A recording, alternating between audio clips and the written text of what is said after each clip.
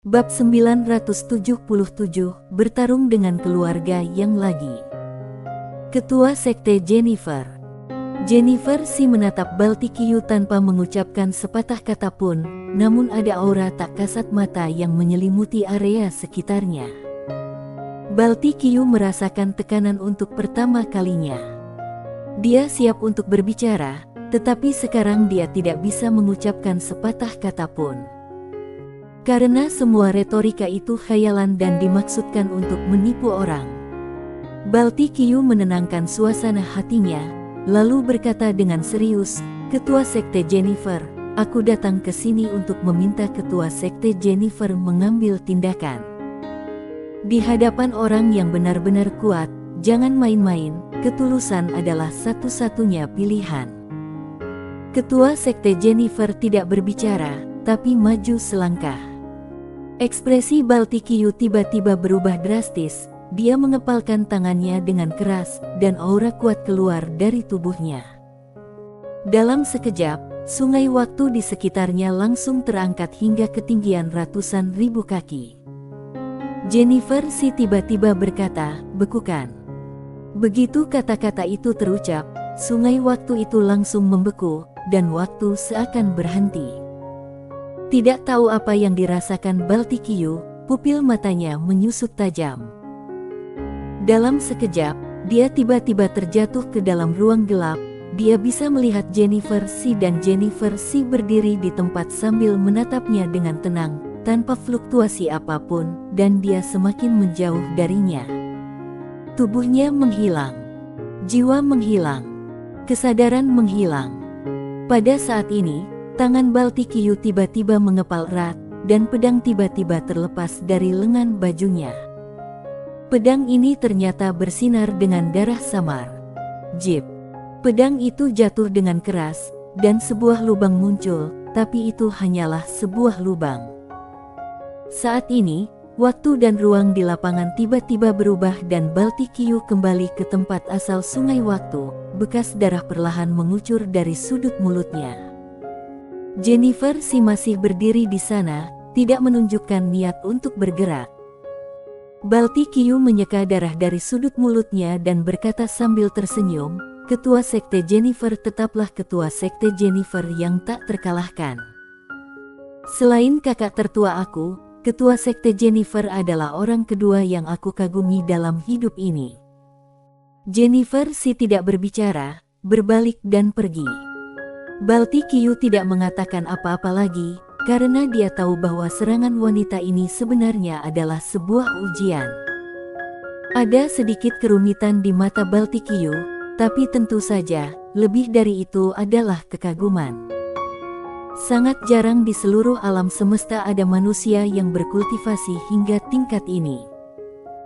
Dan orang ini masih memiliki beberapa simpul hati yang belum terselesaikan, kalau tidak, kekuatannya bisa mencapai tingkat yang lebih tinggi lagi. Namun, dia tidak akan pernah berani menyebutkan hal-hal tertentu. Kalau dia melakukannya, dia akan mati. Baltikiyu melihat jauh ke kejauhan untuk terakhir kalinya, lalu berbalik dan pergi. Jennifer si meninggalkan sungai waktu dan sampai di sebuah desa kecil. Desa itu bobrok dan tidak ada seorang pun di sana. Jennifer si berjalan menuju pintu masuk desa. Dia duduk di kursi goyang tua yang bobrok. Matanya perlahan tertutup. Satu-satunya suara antara langit dan bumi hanyalah desiran angin. Setelah Baltikiyu meninggalkan sungai waktu, dia sampai di sebuah pantai. Tak jauh di depannya berdiri seorang laki-laki. Laki-laki itu mengenakan jubah kain bersih dan kasar, dengan tambalan tebal di atasnya, dan di lengannya memegang pedang kayu. Pita hitam melingkari matanya. Pria itu hanya memegang pedang dan menghadap ke laut, tidak berkata apa-apa. Baltikiyu menghampiri pria itu, mengeluarkan sebotol anggur dan menyerahkannya kepada pria di sebelahnya. Pria itu tidak berkata apa-apa, dia mengambil anggur itu dalam diam, lalu menyesapnya. Baltikiyu berkata, "Ini terakhir kalinya aku datang untuk minum bersamamu." Pria itu tidak berkata apa-apa. Balti Qiu sendiri mengeluarkan sepoci anggur dan menyesapnya, lalu berkata, "Kakak seperguruan, tahukah kamu, aku selalu merasa tidak puas dengan guru. Aku nomor satu dalam segala hal, tetapi guru selalu melatih kamu sebagai pewaris. Aku tahu dia merendahkanku karena aku bukan manusia melainkan terbentuk dari pikiran jahat. Dia bahkan khawatir suatu hari nanti aku akan membantai dunia." Pria itu masih tidak berbicara. Balti Qiu memandangi laut dalam di kejauhan dan berkata dengan lembut, "Ada pepatah di antara manusia bahwa prasangka di hati manusia seperti gunung besar. Selama bertahun-tahun aku di sekte, pada awalnya, aku pikir kalian akan benar-benar menerimaku, tapi kemudian aku tahu, kecuali kakak seperguruan, ketika aku lemah, mereka menindasku, dan ketika aku kuat, mereka iri padaku dan takut padaku, jadi mereka memikirkan cara untuk menahanku." Saat dia mengatakan itu, dia menggelengkan kepalanya dan tersenyum. "Sebenarnya, aku tidak berminat tentang posisi menjadi pemimpin sekte. Bagaimana aku bisa menyukai hal itu? Bahkan kalau kamu memberikannya kepada aku, Balti Qiu, juga tidak menyukainya. Kakak senior, kamu percaya, kan?" Pria itu masih tidak berbicara.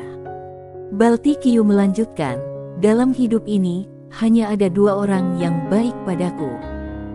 Yang pertama adalah kamu, kakak seperguruan. Aku masih ingat ketika pertama kali datang ke sekte, kualifikasiku biasa-biasa saja. Hanya kakak seperguruan yang tidak membenciku dan mengajakku berlatih pedang setiap hari.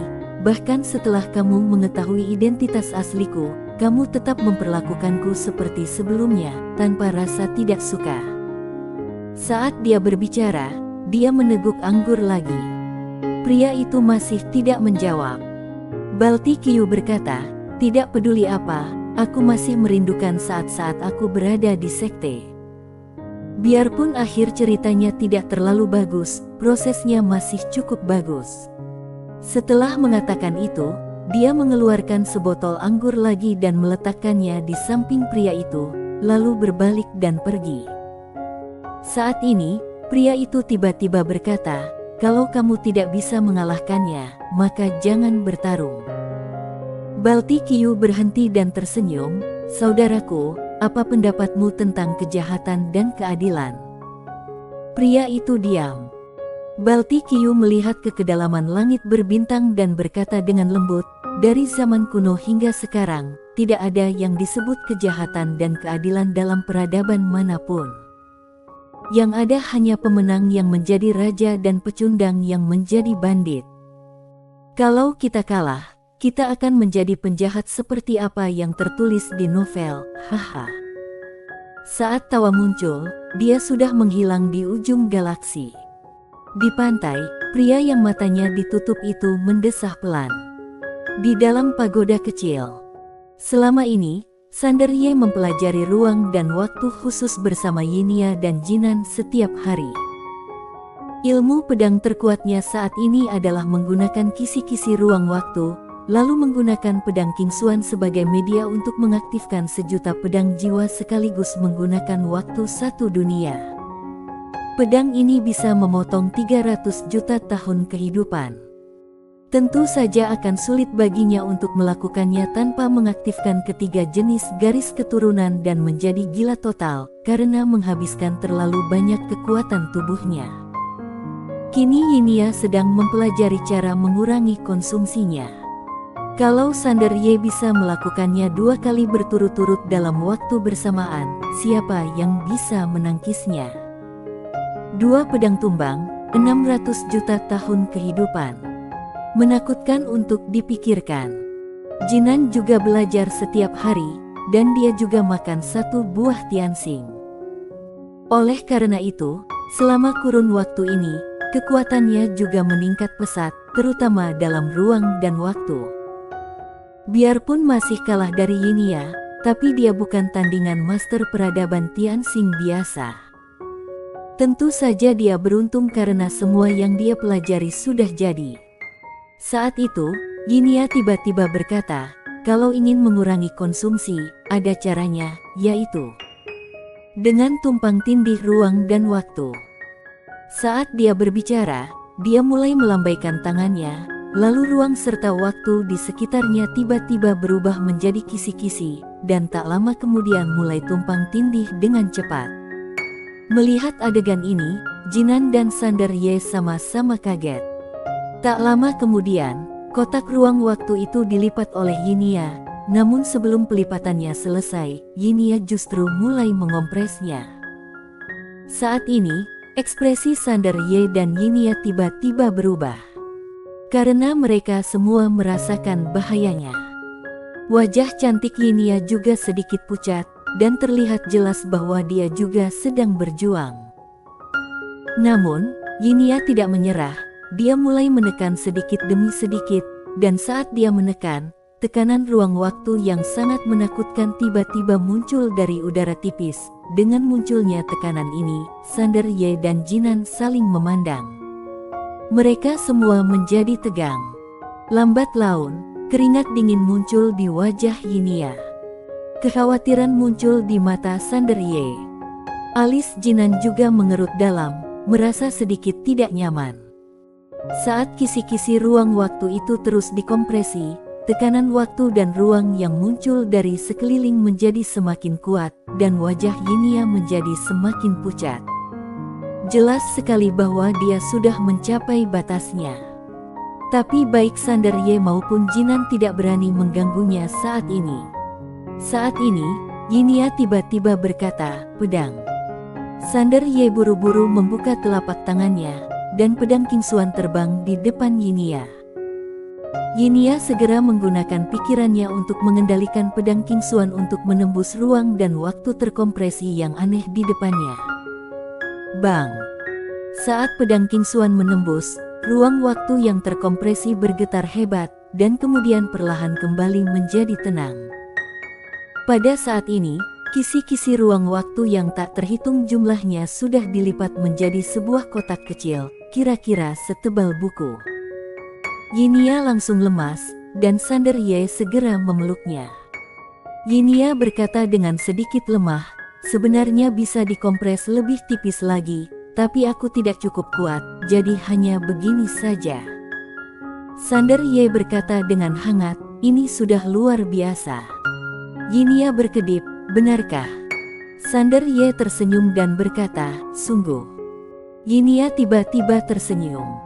Sander Ye dengan lembut mengusap kepala Vinia, lalu menoleh untuk melihat lipatan ruang dan waktu di sampingnya. Ekspresinya perlahan menjadi serius.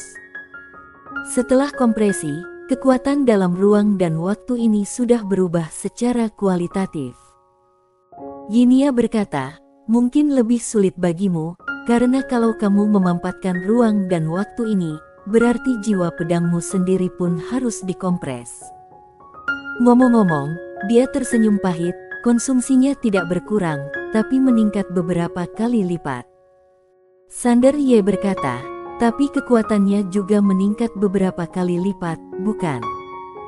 Yinia mengangguk, "Ya." Sander Ye tersenyum dan berkata, "Aku akan mulai berlatih segera setelah kamu selesai kultivasi."